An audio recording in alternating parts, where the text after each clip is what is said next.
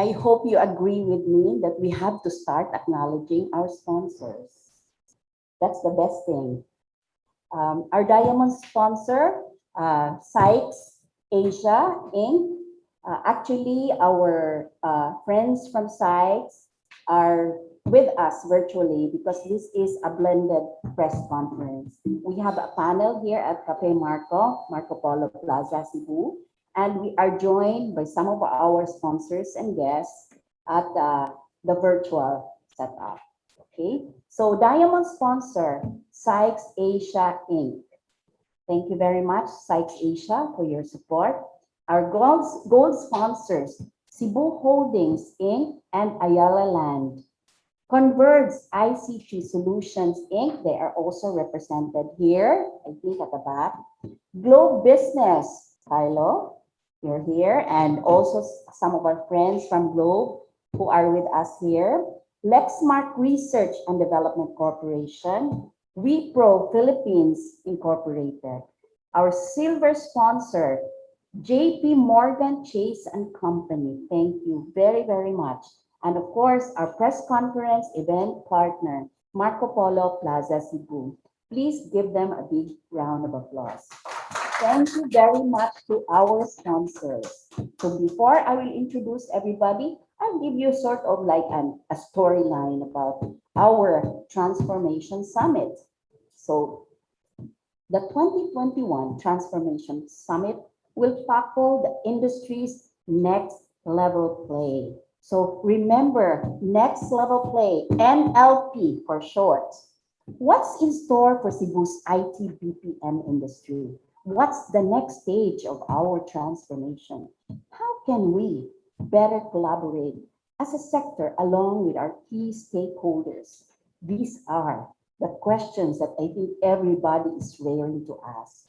The 2021 Transformation Summit is scheduled from July 12 to 15, 2021, next month, and will serve as a platform for key stakeholders in the information technology and business process management industries to discuss strategies for the big leap forward under a global pandemic with its far-reaching impact on our lives and on our businesses. So today, we would want more people, our public, to know what they can look forward to at the 2021 Transformation Summit as we get ready for the next level play. Can I ask our panel here to say, get ready for the next level play? 1, 2, 3. Get ready for the next level play.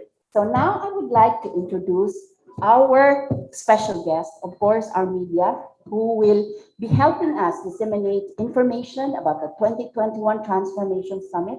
So let me introduce first our media friends who are here.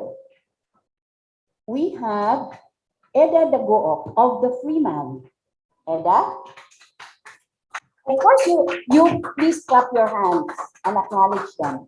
Kat Cacho, Sunstar, Cebu. Carl Ong, Philippine News Agency. Max and Marlon Limpag of mycebu.com. Carlo Andrew Olano of ycebu.com.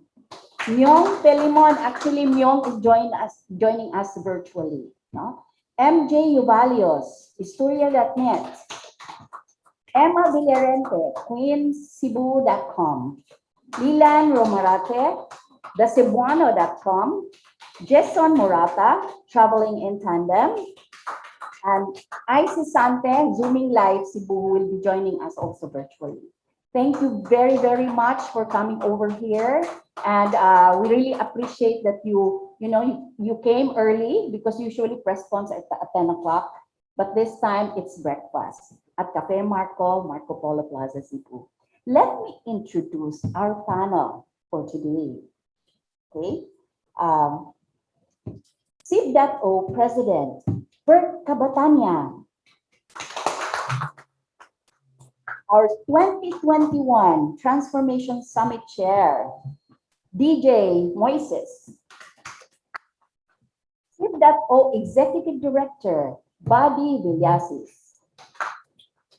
And of course, we are joined by Carlo Ortiz, the head of sales and Vismin of Globe.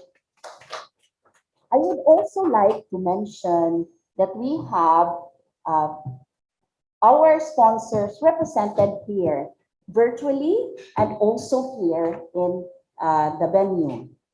Okay, let me, is Chris here, Villaba?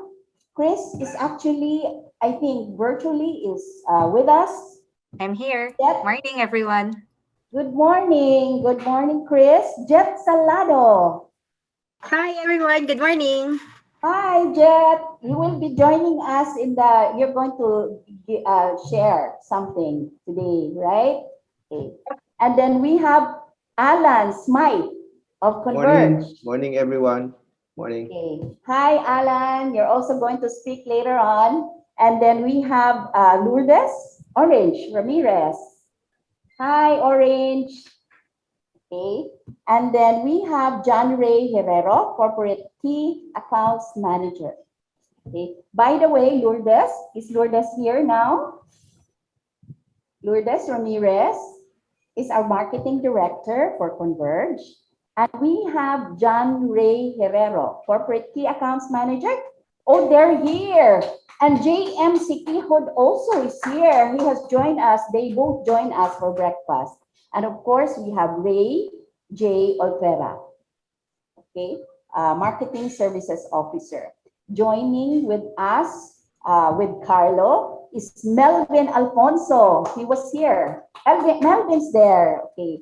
Regional Marketing Enterprise and Product Management and Marketing. And we have Lou Ann Bacolod, Site Acquisition and Management Network Technical Group is a okay, thank you very much. These are our panelists. And to kick off our talks, let me call in our president of the Cebu IT BPM organization to officially welcome our media friends and guests and our sponsor, as well as he has a message for all of us. Bert, take it away. Thank you, Lilu. Good morning, ladies and gentlemen of the press. On behalf of CIV.O, I officially welcome you to this momentous occasion of introducing our next major event, the Next Level Play. It's very good to have you here because we have good news, we have bad news, and we have better news. The good news is that the IT BPM industry has not declined. Unlike the other industries, we're still here. We're basically operating almost normally, except for the slight inconvenience of having to arrange for flexibility in working from home. That's the good news. We're here. The bad news is we are entering a slow growth phase. If you're familiar with the term S-curve, we are actually under the incontrovertible rule of the S-curve. The S-curve tells us that any technology, any industry, any business goes through this normal process, you see, from a low base to a high growth phase, and then you enter a slow growth phase. That's the bad news. We have entered that already. While we were experiencing, I was reviewing some data from 2005 to 2011, we were growing at the rate of 50% per year, 50%, 50. Then from 2010 to around 2016, we slowed down, quote unquote, slowed down to only 10 to 15%. Still very high compared to the other growth. Today, we're entering the phase where the growth is projected to only be around, well, 2 years ago, it was projected at 3 to 7%. Then 1 year ago, it was modified, refined to 3 to 5%. And then the pandemic came in, so most likely we will be at around 3%. So the bad news, we're growing slowly. Now, what's the better news? The better news is we know what to do to arrest the plateauing and to arrest the decline. And that's what we are very, very excited to share with you. in today's press conference. My colleagues in the organization and our sponsors are here, very excited to share with you what we are going to do to go beyond that phase. So again, welcome, good morning, and enjoy the show. Thank you very much. First, I was worried about that bad, but you know, it went from good views, bad views, but the last one is really very promising, and that's the better views. Now, to give us the highlights of the 2021 Transformation Summit, please welcome our chair, DJ Moises. Good morning, everyone. Good morning. Yes. So the cool thing about it, earlier our president mentioned about the good, the bad, and the better news, no? And the summit is largely about the better part, on what we can do together moving forward, and what's our next level play as an industry. As our president actually mentioned, yes, there was growth in spite of the challenges that the economy is facing, no, with the pandemic. And just to underscore that point so that you can see why we have this type of content, while the economy was said to have been shut down, no, at the height of quarantine, 75% of it, no. But as we could see, we have modern day heroes who we call as IT-BPM employees. And they went on, as what President Perk mentioned, with their operations. No? So that explains why, in spite of the economy overall contracting, the industry actually grew. No? It's just a small growth. It's about 1.4%, but it's still growth at the time when the economy of the Philippines is actually contracting. So there is still excitement, no, in this industry. And what makes this summit, we call it also partly personal, if we call it that way, because we also have this advocacy, no, as SIB.O, to continue to grow this industry. Because this industry is, if the OFWs are the modern day heroes, the IT-BPM are actually the lifeline, no, the pillar and the powerhouse of the economy. So it's even poised to eventually overtake the remittances that OFWs are bringing in, no, in time. So there's really so much to be excited. So we are having this summit because we don't want to continue, no, that kind of, because all of us are also going through the pandemic, and some of the people are probably thought that we're stuck. But the pandemic is just a temporary situation. So that means this is not going to be our permanent state. No, we are moving forward to an even better new normal. So that's the overall content of the summit. So in a nutshell, we're very passionate about this. No? So in a nutshell, we're actually covering about 4 major topics. No? So while the summit is distributed across 4 days, so that's July 12 until July 15. So that's 4 days. But we decided, because we're doing it online, so we decided that it should just not go more than 2.5 hours. Because taking into our experiences in the past, we knew that attention span and retention, it becomes challenged, no, if it goes beyond that. So that's the timeline that we have. 4 days, maximum 2.5 hours. Now the topics, we also arrange them not according to days, but actually according to time slots. No? And the reason why we did this, it's actually so that we have takeaways in all the sessions. Because in the summits, sometimes that we have attended many times in the past, there are favorite days, no? So when we look at the agenda, we would say, on this particular day, I would be attending. On the second, probably I wouldn't. But when you look at the content of the summit in the agenda, there's good reason, a lot of good reasons to attend all the sessions. And let me tell you why. No? So On the first piece, we are going to, so this is the first part of the summit, no? In all the days. We will be talking about the Philippine economy, no? And we have an economist from the Ateneo de Manila Center for Economic Research and Development, no? To speak to us because we've heard that there's growth this year, no? But probably we wanted to know what is this growth about and how can we contribute.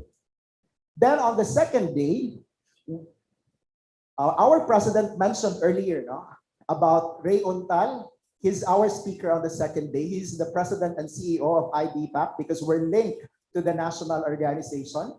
And he will speak to us, no? What's the better piece, no? What's the next level play for the industry and why we remain to be optimistic in the IT BPM space, no? And then on the third day, we're going to speak about the economy specific to the region and the province because as we can see, the IT BPM is not just a direct employer, no? Some statistics would tell us it's actually employing 9 more, no? Although the official one would say 3 to 4 more, no? Because for every IT BPM employee, it has an impact to transportation because they take Grab, to food, to delivery, to hospitality industry even, no? So we would want to get to know more about that on the fourth day. And finally, our president will be speaking this time on the ecosystem because we've heard so much through the years. I think this is the 7th or the 8th time that we've been doing this. And we've heard so much about how can we collaborate better. The good thing about this year, so this is indeed the next level play, because now we are able to articulate better how we can do that. And that's the fourth day. Huh? And then I will just breeze through, don't worry. You gave them the program. Sige, sige. So I will not go over this. No, I should. Sige. Okay, sige. I'm excited to hear it. Yeah, sige. So that's the first part, no? And then the second piece, but I'll just do it in a nutshell, promise. The second piece actually is there's a lot of talks also about what's the future specific to companies that are located in Cebu or in the Philippines, no? And one of the highlights here is the talk on the first day, and this is coming from the country president of Wipro, no? Because what's unique about Wipro is they have a big operations in the Philippines, yes, but they chose Cebu to be the headquarters. No. So why did they decide to do that? No? And what is their perception on how Cebu is handling the pandemic? That's also part of the talk. No? So I will highlight that. The second, I think that I should also highlight among the topics is on the 4th. No? And we have our friends from Sykes, and they will be speaking to us this time about the future of office. Because as we can see, prior to the pandemic, there's been a lot of talk about people wanting to work from home. And for over 1 year that people are working from home, we've also hearing clamor about wanting to go back to the office. So there's got to be a happy spot somewhere, no, about working from home, working from office, or maybe there's a hybrid. I am not the expert about this, but our friends from Sykes will speak about that during the conference. Now, on the third part, which is the third level, I will not mention everything, but in a nutshell, this is a topic specific to data science, artificial intelligence, and we've heard about that.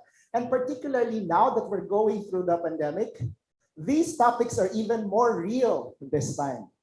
So first, there's going to be a perspective coming from the academe and the application, so that's somebody from AIM.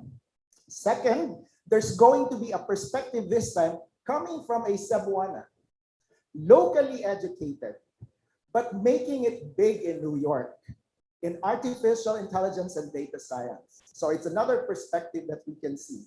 On the third day, this is a perspective of success in India, because as we can see, even if the Philippines is already the capital of contact centers, but the industry in India remain to grow because they are able to continuously move forward. So we will be hearing more in that context, specific to artificial intelligence and data science, coming from somebody who happens to be one of the top 40 data scientists in India. No? And then another part, so this is the last, Nalino. Passionate. No? So the last piece, what also makes this summit different, no, from those that we have seen is we have our friends from telco, but they are not just there because they are our sponsors.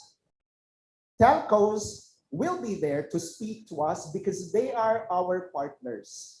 We recognize that technology, especially at this age and time, is a crucial piece of our success, whether we are in office or whether we are at home. So we are giving our friends from the telco to be able to educate us better. What's ahead? What's the next level play? So as you can see in the video, and this is now the closing, Lino. Keep on talking. No. Okay. Sige, so, and as what we've said in the video, this conference and this summit will actually address, at least among the many, 3 questions. Number 1, how can we stay ahead of the transformation? Because the world is continuously changing and there's so much promise in the industry. So how can the IT BPM space stay ahead of the transformation? Second, what are the skills and competencies that are required for us to be able to do so? And finally, the reason why you are here, the reason why we are here, because we also want to address how we can collaborate better to keep our success going and not going back to normal anymore, but going towards the next level play. Good morning. Wow, DJ, you can continue. Your enthusiasm is so infectious. So when I said that our bottom cry today is get ready for the next level play, that's true. We're getting there. So I would just like DJ, really appreciate. In fact, this is also the time we really are able to appreciate more what the programs will be during the summit itself. And you mentioned about future of office, care of sites, and that's very, very exciting. We're going to have data science, discussion on AI, and so many other meaningful data, how we mine data. And then we also have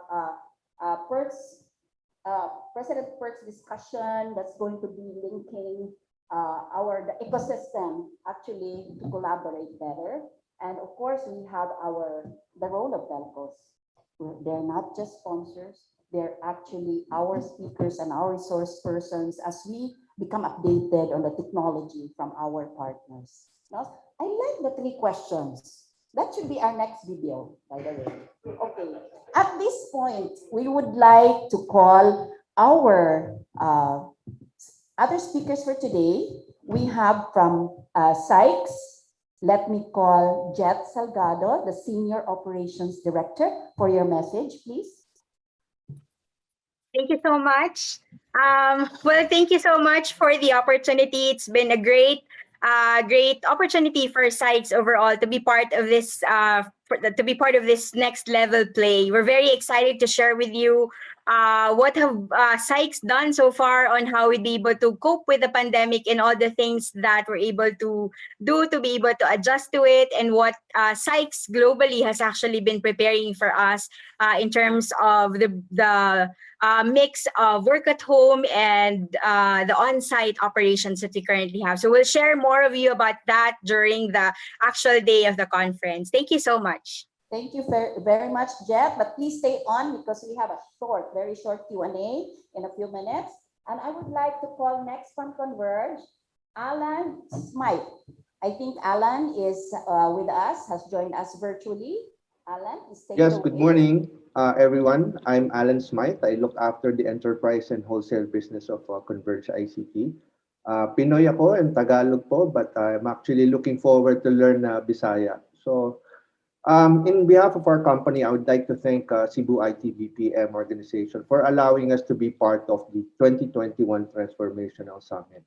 and we at Converge ICT is delighted to support its objectives and advocacies. As everyone knows, Converge ICT just recently made available its facilities and services here in Cebu. We are excited to be part of the big leap forward of this region and the opportunity to significantly contribute to its digital transformation through our connectivity services, which is basically the digital highway. We are committed to continue investing in Cebu and the region through our Go National and Go Deep strategy, which simply means ensuring we continue to grow a very resilient, pure fiber network, reaching more Cebuanos and 55% of the Filipinos all over the Philippines by 2025. Together with this, in our launch event last week, our CEO and founder announced our 1 billion investment to construct a building in Mandaue that will house a data center and be our central operation for the region. So we are really heavily investing in the region and making sure that we help the Cebuanos and the organization to help its leap forward. With this, I'm also personally excited for our company to be able to contribute in job creation in Cebu. Being a company that is focused on providing best fixed wired data and internet services over a pure fiber network, we continue to innovate what we do, as we all have to by offering more relevant connectivity solutions to meet the new normal needs. We created new ways of offering our services that more fits to the new lifestyle and working model of all the Filipinos. As an example of this is our time of day services, which allows home users and businesses to have more bandwidth at the time of the day they need it most. Through these innovative connectivity solutions, we look forward to enabling businesses here in Cebu and the Cebuanos to be their best. Being a new entrant in Cebu, let me be the first one to tell you that we are not expert in the market. Hence, we would like to engage more with you and understand how you work and do business so that we can ultimately serve you better and help you achieve the business objectives.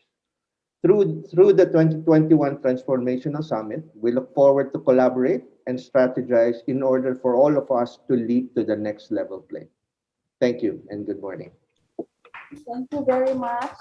That was Alan Smythe, the Enterprise Sales Head of Converge. Thank you. Thank you, Jet, and thank you, Alan, for sharing with us updates about your company, and we look forward to your talks. Now, we will bring you the man from Globe himself, the head of sales for Visayas and Mindanao, Carlo Ortiz, for his message.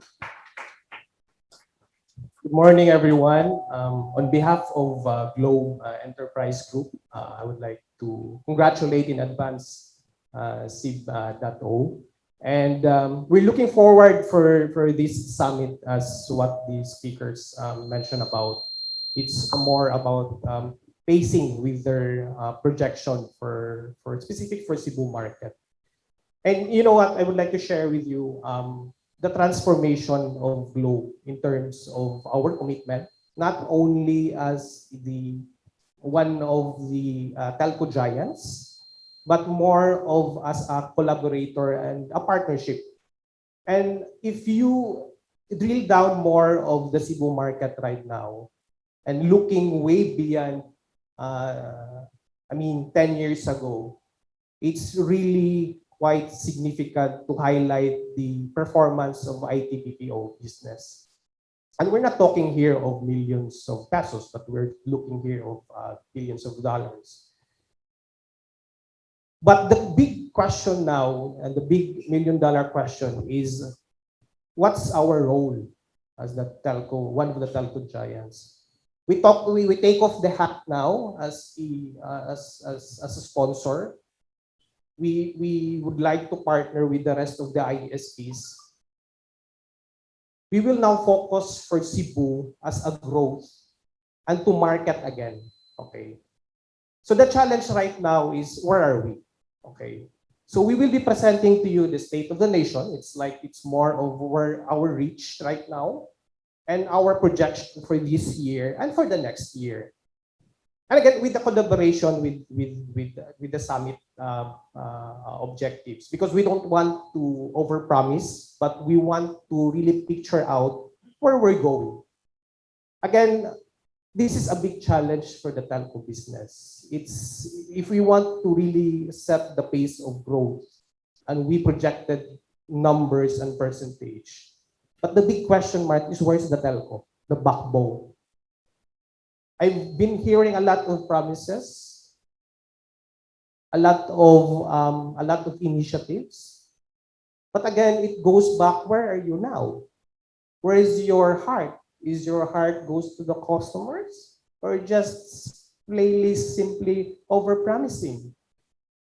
Again, it's a look back and the next level. I'm very excited on this. In fact, I'm really, this is the first time that lumabas ako sa bahay. Gawas ko sa balay because this is a commitment. It's a blood compact to this organization. And when I say it's a blood compact, you put your passion, your why on this, di ba? So could you imagine that three telcos here, the big three telcos, mag-merge na ngayon ng blood compact? It's going to be leaps and bounds for IT BPO. And that's the challenge right now. We're not here outside of this commitment of this sponsorship. We can commit 1 million sponsorship, but what's the next level of globe? So it's more than the commitment. It's more of the collaboration, and we look forward for a partnership. It's not a sponsorship. We are not. We did not join this because of we want to brag that we have the highest amount of sponsorship, but it's more of the commitment. And when you say it's commitment, it's more of passion. So I'm inviting everyone. This is a good initiative. And as what I mentioned, this is the first time also that I really engaged myself. Because kanina, when we nag-breakfast mi kanina, mag-Bisaya ako, magtagod ako Tagalog, there were initial discussions with Sir Perth. And I can see in him the authenticity of really putting the map of Cebu IT BPO. But again, the million-dollar question is, I'm not putting myself as a one-man show. I need you guys. So I would like to recognize the presence of Converge. It's good that they shaken up the big telcos. Again, the challenge is us. Now, how to pace, not Converge or not PLDT, how to pace you, the market right now. So it's a big commitment. In fact, this summit schedule, we are going to lay down what had happened before and where are we in the next 5 years. Again, thank you and good morning. Thank you very much, Carlo. That was very emphatic, huh?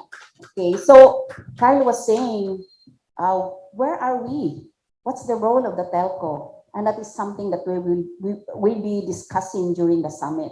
But more listening to all of you, we can see the heart. We can see the passion and the commitment and the collaboration between CIB.O for the Transformation Summit as we want a better view of Cebu and the future. Now, I think we're all ready for the Q&A portion. Those who are in the virtual, please let us know if you want to answer some of the questions that will be asked by our media friends. And who would like to start the question? Anyone? Kat? Oh, Kat. Kat Kacho or Sunstar would like to ask the first question. Microphone, please, for the media.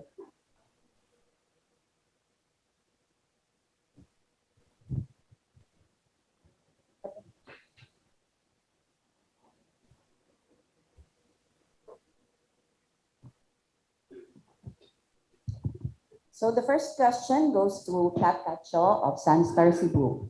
To Sir Perth, sir, we can expound the slow growth in the IT sector. What caused the slow growth aside from the current situation?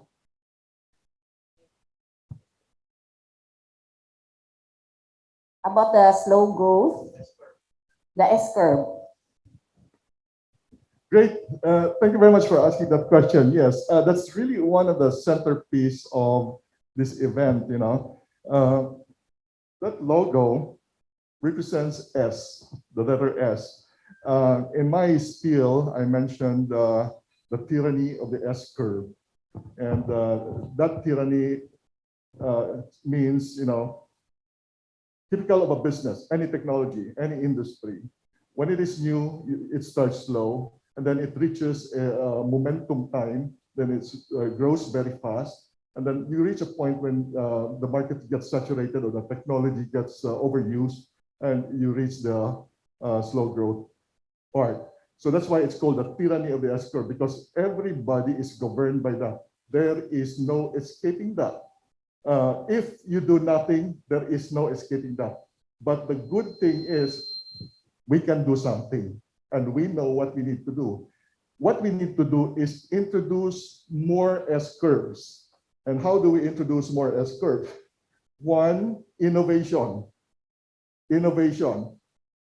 And innovation defined as impactful change, beneficial change, change to technology. And technology being defined in its wider sense, not just engineering sense of technology, but technology in its wider sense, which includes the other parts of the business, marketing, finance, operations, production, even the modeling of business itself, the business architecture is part of that whole range of areas where you can innovate. And in fact, if you look at the current unicorns, so-called unicorns, their innovation is not just purely engineering, it's not just software. It's really the modeling of the business as a whole. So to summarize, yeah, we fight the tyranny of the S curve by introducing more S curves in the form of innovation. And the other is in the form of ecosystem development. And what is ecosystem? Ecosystem is simply the collection of all the elements that support the industry. The players themselves, the community, the schools, government, suppliers, telcos, etc., etc. Everybody who is the real estate people, they're all part of the ecosystem. And for the ecosystem to be healthy, there's got to be a very good interaction. So that's what we're trying to promote. Lilo has been mentioning ecosystem as one of my main thrusts, ecosystem development, and that is true.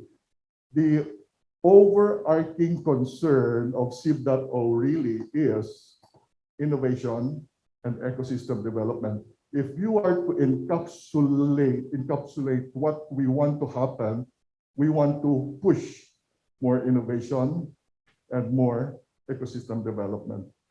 If you have more questions, I'll be happy to further elaborate, but I can spend 4 hours doing that. In the interest of time, I'll give the But chance I to like you.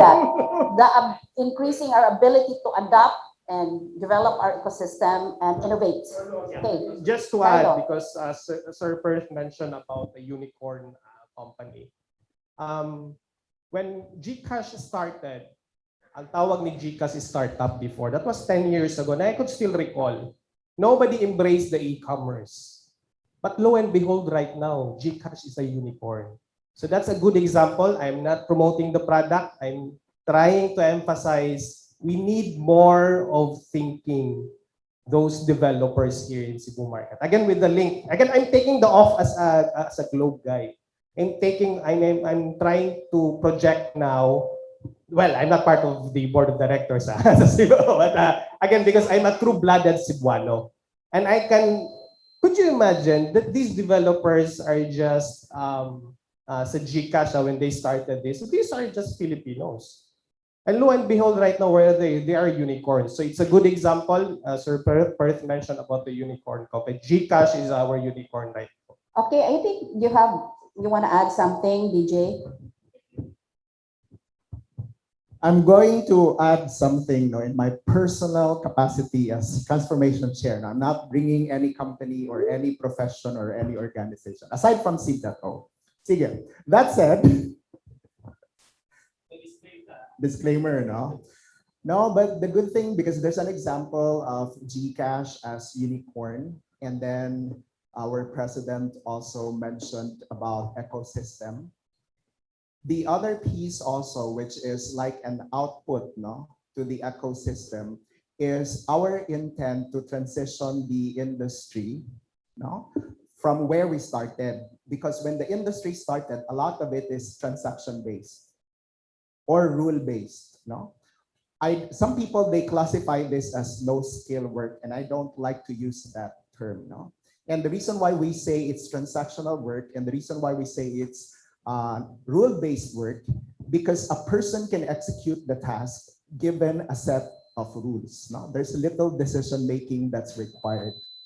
What we hope to achieve, because we also know that that's not sustainable, no? If that's all we get. And this line is quite controversial. That's our edge actually over locations such as Vietnam, no? Because we actually have the power and the educational system to also support moving to decision-based work. Some people, they call that mid-level and high-level work. And to tie it with what our president is actually saying about the ecosystem, that's why there's a collaboration also with the academe. And that's the reason why we have speakers like AIM, because we wish to articulate that. How can we better upskill our workforce, even without the pandemic, no? So that we can successfully move forward to the next level play. And that is the movement from rule-based work to decision-based work. No? Okay, very high level. Okay, any other questions? Super. Carlo. In relation to Sir DJ, because we've been talking even last few years on Transformation Summit about upskilling, especially AI and data science. So do you have, does Cebu have programs, to mitigate the effects of the pandemic when it comes to education and training?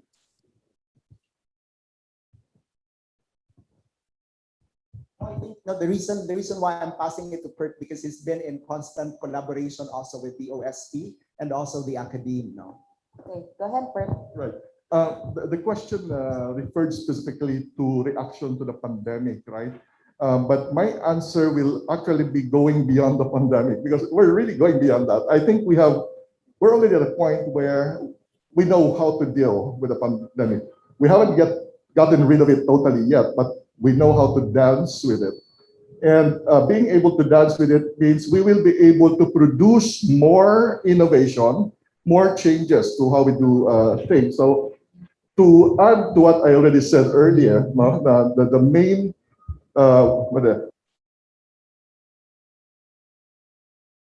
innovation and more ecosystem development. How we're going to do that? We have started working with the other members of the ecosystem. And DJ mentioned DOST. Yes, it is true. We started talking to DOST last April directly, to the executive director of PSERD. PSERD is that agency within the OST that takes care of research and development. So we have identified 3 specific areas and innovate on. One is development of robotic process automation. Second is e-governance. And then third is the acceleration, the acquisition of new of existing technologies. Okay, and then hopefully from these initiatives, we will be able to produce something that we can show the world we are capable of doing better, doing the job better. And DJ mentioned something about moving from transaction-based to decision-based. Actually, there's a step further than that. Beyond the person making decisions, this is intermediate step, which I think we need to make happen within the next 3 to 5 years.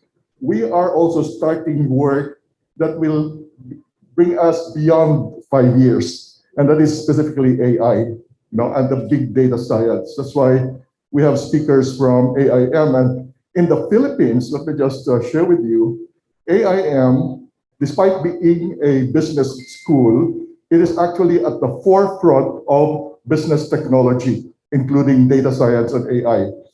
Aboitiz donated $10 million to them for them to start that Master of Science in Data Science 2 years ago. They're starting to produce very good graduates. their professor will be with us, the deputy executive director will be with us speaking on day one, talk about how they are using advanced technology to help business and industry and government. Okay, so it's not just mitigating the effect of pandemic. To go back to your original question, it's really going beyond that, with or without pandemic, to position the Philippines, position Cebu such that we can tell the world we are better. And we have a lot of room to grow. There's a lot of room. Just to give you an idea, the closest to us in terms of the industry, the IT BPM industry, the closest to us is India. But look at India. They are 7 to 8 times bigger than us. 7 to 8 times. But if you look at the head count, their head count is only 4 times bigger than us. What's the implication? The implication is that their average revenue generation in their industry is double. Double. And I can cite you numbers. In the Philippines, while we are generating an average of $20,000 per head, in India, they're generating something like $43,000 per head, more than double that. So that's the room where we can grow. No? That's why we treat India as our big brother. And we're glad to have a brother like Asim with us, because Asim really can help us gain entry to India. Converge, I think, has a rejoiner for us. Yeah, thank you. Okay. I'd just like to chime in and, with what the Perth mentioned earlier about business model transformation, operation, and maybe even just as simple as operational model transformation. And I totally agree with the panelists here that, we have to start looking beyond just adapting to the pandemic, to the situation, but rather looking at this as a opportunity, to transform and be different from how we actually operate and do our business model from how we did it in the past. So I think this summit will help us closer discuss this more. I would always say, specifically to my team, technology is an enabler, but the business model, operation model, how things should work really comes from the business itself. And however the business thinks of what needs to be done to change and adapt, or not adapt, sorry, but to capture the opportunities, the next level opportunities, then technology will follow. So I just want to mention that as well. So thank you to the body. Thank you very much, Mr. Alan Smythe. I think we have a question from the Freeman, Eda Dagook.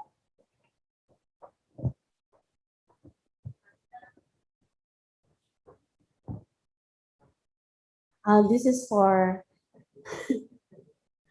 Mr. DJ. You mentioned about decision-based work. Can you give us an examples of this? And also, Sir Perth, do we have like target on figure also if today what is the percentage of transactional work versus the decision, and what is our potential to grow, to move in the maybe in the next 3 years? Okay, you DJ first. Sige. So example of decision-based work, no? So there are already existing jobs. These are commonly found in shared service centers, no? Jobs such as project management, no? There's actually one company, and I leave it to them if they prefer to comment on it, but there's actually one company who is managing actual physical assets, no, of clients. So that means that they have a fleet of devices in-house, no, in a certain location, let's say Coca-Cola in the United States, for example, and they have a set of devices. No, I will not name what these devices are. Okay, you will know already the company. Now, this set of devices, they need to be automated in terms of the release of the requirement of, I will have to say it, printers. No? So printers, and then they actually need to be to be monitored so that ordering and supply chain becomes automated. No?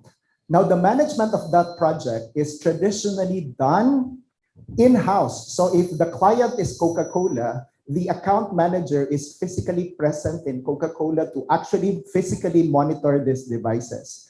But these tasks are already now done remotely in Cebu. And there are a lot of decision making that's done, no, in managing of that project. Because, for example, if the toner level is 30%, if the toner level is 75%, diba? Those are decision points. What's the required inventory level, no, of the toner in-house? So that's also a decision. So it requires a lot of business acumen for that person to be able to make such decision.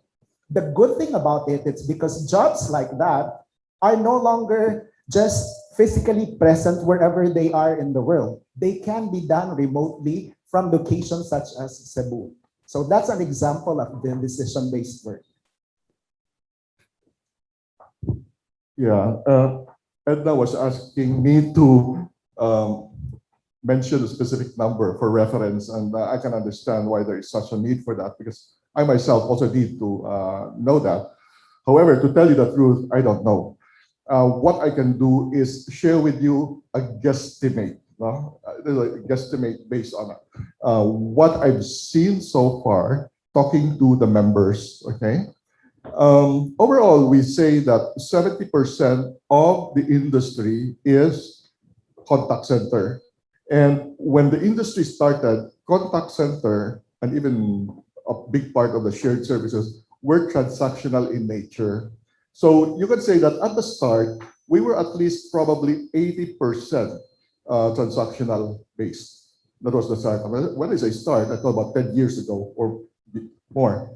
Today, however, even within the contact center itself and the shared services itself, there is already a start of move towards developing more of the decision-based activities by the agents, decision making. For example, one of the biggest contact center company wants to develop their agents such that that agent does not have to keep on reading the script to be able to answer the customer.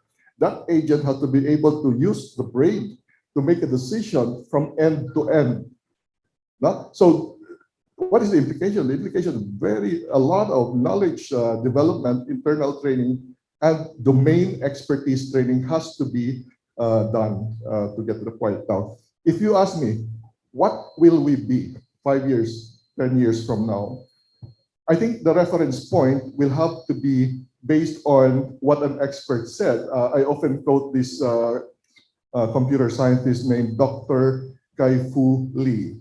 He wrote a book 3 years ago, 2018, about artificial intelligence and the superpowers, China, Silicon, etc. He forecasted, he predicted even that the full brunt of AI will be felt 10 to 15 years, in 10 to 15 years. And that's with reference to 2018, 3 years ago. So we're talking about 7 to 12 years more when we will be reaching the point when our operation has to be away from the transactional. There may still be part of that, 20%, 25%, but a bigger part of it will have to be transformed into the decision-based. And I would even hazard to guess that around 20% will be pure AI. And that's a very interesting topic to talk about. I need another 1 hour to talk about that, yeah. Carl, he has a question. Carl? Okay. Good morning. As a follow-up to the new technologies like AI and big data, is there already adoption in the Cebu setting of these technologies, like Cebu IT BPM industries?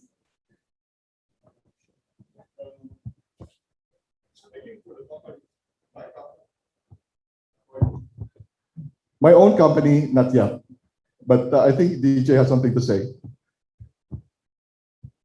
This is not in connection to my current company. So my comment is based on the knowledge, my knowledge that I have in the industry.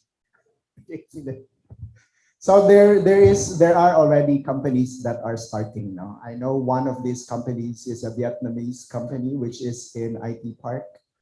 So they've been hiring a lot of artificial robotics process automation, no, developers. In one of the companies that I've also been connected in the past, so that's not the present. In one of the companies that I've also been connected in the past, there's already tremendous move specific to robotics process automation. And can I elaborate further? Okay, I'm also passionate about it. No, I'm advocate for this one. Some people would actually say that it's stealing work from a human being, no? But that's not actually true. I disagree. Because I've mentioned earlier about rule-based work, meaning it does not require a lot of thinking. You just need to follow steps. And robots actually do that. No? So there is a company already from my previous past, no, who is already going through this. And the slogan that we actually use, in fact, no, specifically to this, is actually robots are not stealing jobs from humans. They are allowing humans to be humans. And that is to think. Thank you very much, DJ. I think MJ of Historia.net, Uvalios, MJ Uvalios has a question.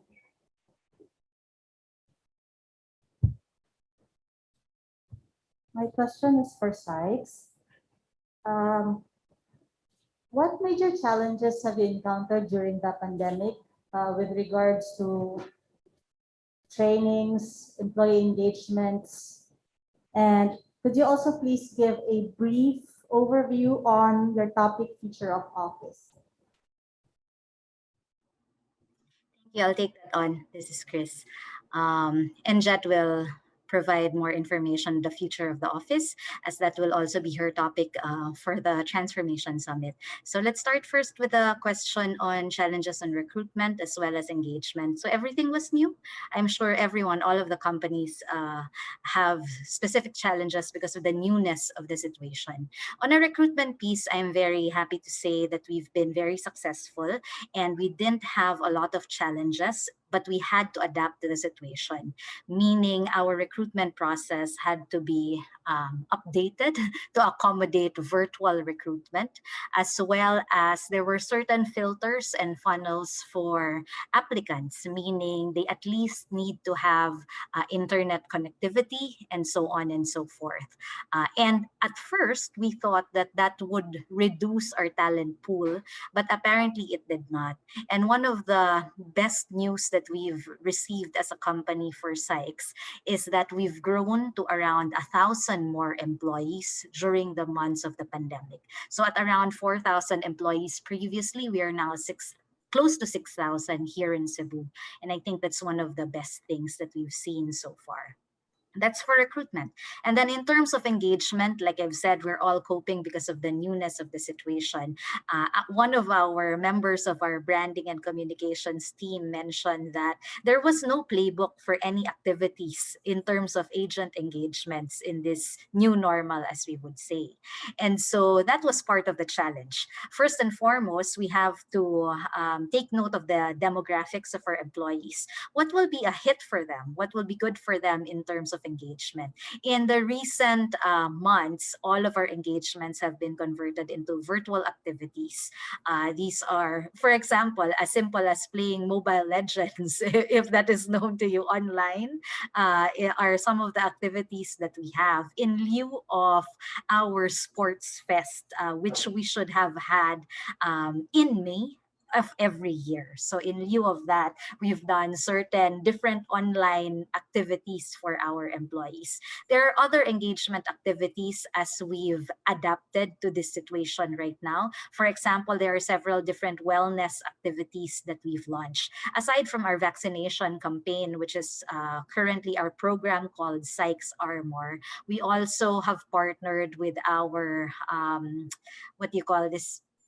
We've also partnered with a facility that would allow us to do home care for COVID positive employees, whether they're working from home or on site, because we only have 8% of our 6,000 population that are on site as of current. We've also had mental awareness talks and so on for our employees. Those are some of the things that we have right now for the company. And I'll move on to Jet. I'll pass it on to Jet so she can talk more about the future of the office as we see it. Yes, thank you, Chris. I also would like to add, onto the engagement and all the things that we're doing in Sykes, you have to make sure that we maximize all the communication platform that we currently have. Of course, aside from all the email blasts that we're doing, we have maximized all the social media platforms that we also use in Sykes. And at the same time, we have a Sykes mobile app where we communicate directly to our employees. So we have encouraged everyone to download the app for our team, and that would be able to update that everyone in terms of the activities, the engagement, and all the initiatives that Chris have mentioned earlier. So I think with all these challenging times, right, there's been a lot of things that's happening. We're all not prepared that this is gonna happen, but I think Sykes entirely has been adaptive in terms of how we're gonna be able to survive, or at least adapt to this changing times, especially during the pandemic. As I mentioned earlier, how excited we are in sharing with you the future of the office in reference to Sykes View. Sykes has been adaptive into the new normal, and globally, we've been long recognized the potential of remote working.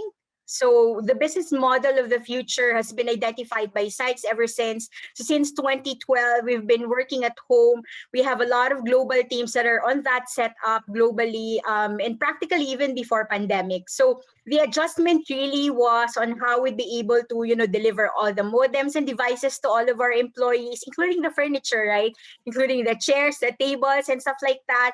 So we're able to adapt to that. Last year, we were able to deliver a 99% work at home setup for most of our employees.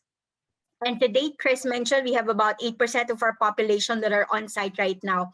So we're going to talk to you more about how Sykes was able to set it up long before the pandemic, and how we view the future in terms of having a mix of both working on site and working at home as the future of the office. That's it. Thank you so much. Thank you very much, Jets Halado. And of course, Chris Villaba, Senior Operations Director, Women Power of Sykes. Thank you very much. Max, I think you have a question. You have a question?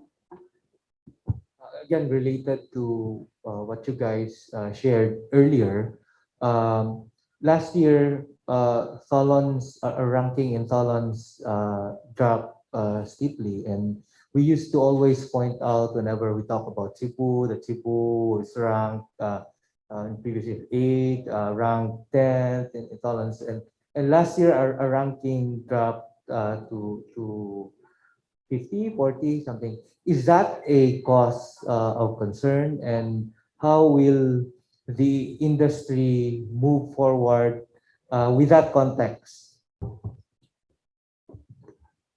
That happens to be one of my favorite topics. Thank you very much for asking that. In case you're in LinkedIn, and I suppose all of you are in LinkedIn, please search for my name. I publish my articles there, and I have a full critique of the Tolon's 2021 ranking. And just to explain it in brief, okay? Number one, you don't find China, you don't find much of Taiwan in the Tolon's ranking. Why? Why did they skip China? Instead of China and Taiwan, what did they do? They added new entrants. And they used the term new entrants to refer to guys like Australia, Norway, Finland, Germany. What's new entrant all about? So we dropped because of the new entrants. What's the implication? The implication is, number one, there is a change in the measuring stick. Okay, if you look at the tolerance ranking as a measuring stick, what do you expect out of a measuring stick? You expect it to be constant, right? When you go and buy your tela from SM and the sales lady uses this measuring stick, you are sure that that measuring stick is correct, right? But if you have a sales lady who comes in and brings you a flexible measuring stick, would you be happy? Would you know what you're buying? No. So the point here is, tolerance has changed the criteria. In effect, the measuring stick has changed. And that's the result, the change in the numbers, but they're pure numbers. To us, they don't mean much. So we tell people now, whereas before we tell people, we're good in tolerance, okay, look, we're number 8, now we're number 52, we tell people, stop using tolerance, okay? But that's because it has become, honestly, a useless piece of information, okay? The measuring stick varied, and then they missed measuring the very giant, the elephant in the room. We know China is very innovative. How come they're not measuring China? Right? So that's my the answer is we don't necessarily worry about what tolerance is saying because we know also what we need to do. With or without tolerance, we know what our weaknesses are, and we are spelling out the actions already that we need to do to be better, a lot better. Okay?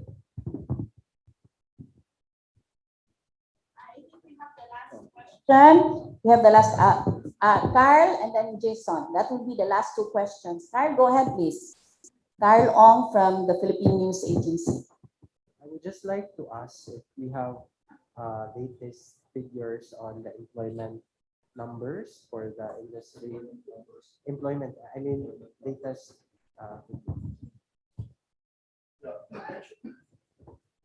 Nationwide, we're estimated around 1.4 million, growing at between 3 to 5%. Now, that's the latest forecast from Everest Group. And Cebu typically is 1/10 of nation. So we estimate our headcount be around 140, 170,000. The latest number we told people was 170,000, and this was 2 years ago. So I would imagine by now, and we have to conduct a new set of data gathering and surveys, we should be around 180,000 at the very least, or 190,000 at the most in Cebu. Yeah. Okay, go ahead. DJ. And this one is just to put context because we're speaking about headcount and potentially growth, no? And we spoke also about that. Just some context, because I also did a research, and this is, by the way, part of potentially the top of IBPAP, no? But we can actually say that for contact centers, there's a growth of, this is now transaction and rule-based, no? So 2.8% to 6.7%. But what I'd like to highlight here, because this is really where the promise is of moving towards decision-based, because in healthcare management, the growth is actually 6.8% to 10.2%. No? And then animation is 6.8 to 11.7%. So what this story is telling us is industry-wise, there's growth, but we are seeing actually better and higher growth, no, in the field of healthcare information management and animation and game development, which is already a departure from the usual transactional work that we are seeing. Go ahead, Hi, Jason. good morning. I'd like to address this question to Sir Buddy. Sir Buddy, how do you see the political climate of Cebu? Because you observe, if you know our fellow members observe, 2 years ago or 3 years ago, Cebu was the BPM industry was at the forefront. It was given importance by the city government. When something new came in, we fell flat. We were like we were not there. We were absent because of the kind of dealing that we encountered with the administration. So how do you see that as a challenge, especially with the ranking, the Toland's ranking, from like top 12, top 10, we were like in the 50th plus. So how do you see that challenge in the upcoming years? Thank you. Thank you, Jason. Actually, we don't see that as a challenge. It's actually an opportunity for us to introduce a lot of improvement, no? And with our telco partners and industry players who will be directly involved under the umbrella of CIPO, I believe the LGUs will be working well with us, whoever sits in government, whether at the local level or the provincial and the national level, as we go along. As you may be aware, election time is fast approaching, and organizations like CIPO will be able to play a key role in representing industries, making our advocacies to the government sector as to how we could work with them to improve the lives of our countrymen. No? So the summit will also highlight the MOU signing. Hopefully, it's still a work in progress with the LGUs, but that will include the LGUs, the government line agencies, and of course CIBO to work together and be able to go to the direction where we are headed. Especially now that we are trying to advocate for things that development that will be brought to the countrysides. No, so not just Cebu City, but we would like to go outside of Cebu. The developments we need to bring to the provinces. So the summit will be a big opportunity for us to take off. Thank you. Thank you very much, our Executive Director, Buddy Villasis. I think we now have the last question. I think, Lilan, that's for you. Lilan or Marate of the Cebuano.com. Hello, sir. This is for Sir Carlo. Sir, right now, everyone is like doing working from home and wanting to have the perfect connectivity for to be able to work to the best good sa ilang capacity. Can you tell us about the programs that Globe currently has or you plan for the improvement of connectivity para sa mga people na doing work from home? Yeah, it's good that you mentioned that. Let me take off my mask because that's a very good question. Recall last year when we started the lockdown. This was last March, right? So March 2020. So when the announcement broadcasted in the whole Philippines, nag-cramming ang mga tao, di ba? So what we did at that time, we called this BCP, di ba? Switch on, Business Continuity Program. So last year, I could still recall what we did. And I know for a fact na these major BPOs, they felt it too, na we distributed modems for the work from home sa mga agents. And if my memory serves me right, we had the highest in modem sales. This is the work from home. We call this home prepaid Wi-Fi.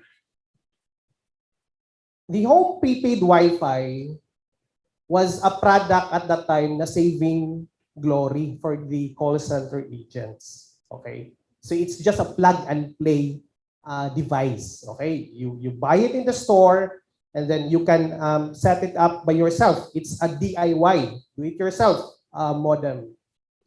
So it was really a hot cake on the first month of our lockdown.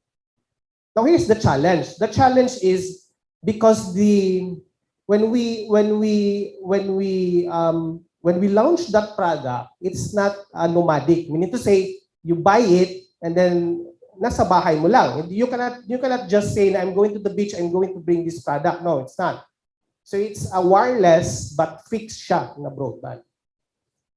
So the dilemma right now, because it's a product wherein it's a shared. Let me explain it in a storyteller because this is how I usually answer those questions. It's a good question from you. So, but the problem now is it's only up to 5 Mbps. Again, because it's a shared. Okay. So what's next? Okay. So there's a big challenge already because could you imagine you deployed thousands of agents and then we cannot sell the fiber because from A to Z process, it takes you around what? 3 weeks because there's that installation process. It's fiber, it's fixed line. So the work from home modem was the best product for us to offer. Okay. So paano namin siya ngayon i-next level, yung nag-purchase ng mga modems na work from home. So we offered already the fiber. But again, the challenge right now is we cannot sell the fiber fixed line outside key cities, outside Mandawi City because of limitations. Again, because right now, Globe, we're projecting for 10,000, if my memory serves me right, around 11,000 lines for this year. And then last year, we projected only at 6,000 lines installed. These are new NAPs. Okay? So that's the challenge last year. Now, for this year, we've significantly outgrow our projected forecast versus last year. Let me tell you in tip of an iceberg, we are projecting for a 3,000 cell sites. This is wireless for Cebu province only. And not only that, we're projecting for 11,000 lines for fiber to the home. So we're catching up, not because we're catching up because of our competitor, but because of more of the demand. Okay. As what Sir Perth mentioned ng breakfast ni kanina, ang key growth na to here in Cebu, it's outside Cebu City. So again, the challenge right now is that we're not catching up as a telco of our revenue. We're catching up towards the growth now. So we need an organization to bring us closer together because the communication here is the key. Diba? So maingon ko karon, okay, we will lay down the fiber in Naga. But si Cebu, maingon, wala man dihang ang growth nato in Naga. Hindi dyan. Diba? Why put facilities there? So we need somebody to shake us up and then to guide us. Okay? Thank you. If did I answer your question? Thank you, ma'am. The last question goes to Converge. This one is shared with me. As a newcomer in the telecom industry, what's your brand plan? Thank you for Your edge. What's your edge? that's a tough question, but thank you for asking it. No, I think there's no secret sauce. I think our senior leaders, everyone in the organization, has been mentioning this to the public. I think one of the reasons why we have grown to where we are now, and I'm talking about ridiculously fast growth, it's simply because we're focused. Our strategy is to provide the best fixed wired pure fiber internet connectivity. This is the only thing we're focused on. We don't do anything else. We don't want to add in anything more because again, we believe the market is very big, even with the other players. No, so by doing so, by focusing on this fixed services alone, we believe we can help the Filipinos grow and achieve more. Now, the other thing I guess that you know makes us successful, it's really being very serious about providing the best and maybe differentiated customer experience to our customers. We're far from perfect, but every day we look at how we actually support our customers. And one thing that we can provide a strong commitment on, if there is a problem, we will solve it right away. Now, we want to get into a mode, and we were talking about AI a while ago. We want to get to a mode where our network is intelligent enough to actually heal itself. No? There are ways on how we can get there, and we're looking at this already. But I think just focusing on one single objective, which is to provide the best fixed wired internet to the Filipinos, and providing the best and differentiated customer experience. I think this is at least what helps us grow fast in the market. I don't want to be able to say that we're better, right? I guess just how fast we're growing. So I think that's really, I would say, our edge. Technology is technology, right? But again, it's really the focus and the seriousness about providing a better and differentiated customer experience. That's across all the segments, right? From consumer to SMEs to the large enterprise that we provide services to. Thank you very much, Alan Smythe, and from Converge, and of course, Carlo Ortiz from Globe. Wow, something we look forward to listening to our telco partners on June, July, what date is telco? 12 and 14. Something to look forward to. I think this is going to be a wrap up. I was just listening to them. It's more of problems. The bigger the problem, the bigger the solution. Okay, so to do the closing remarks and a message of thanks to all of you, please welcome our Executive Director, Buddy Villasis. Thank you, Lil. First of all, I'd like to thank our hotel partner, of course, Marco Polo, for bringing us here and giving us the opportunity to talk to our media friends about the great things ahead of us on July 12 to 14. I also would like to thank our event partners, Sykes, Globe, Converge, Lexmark, Webpro, and among our other sponsors, JP Morgan, Chase and Company, and of course, Marco Polo here today. Thank you for making this event possible. And we look forward to a lot of people joining this, considering that the attendance is free of charge. We are not limiting attendance to people in Cebu only. We are expecting attendees actually from as far as India and other countries in Asia, considering the speakers that we have. No? So on behalf of the organization, the Cebu ITBPM organization, I'd like to invite you again to register, or please share the information about the event. And the website is summit@cib.org.ph, and you can go through the registration process. Okay, so thank you very much. And of course, our technical staff. No? We will not be able to reach our audiences from the farthest corners of Cebu without your support. Lilo, our marketing expert, for being a major part of the conference.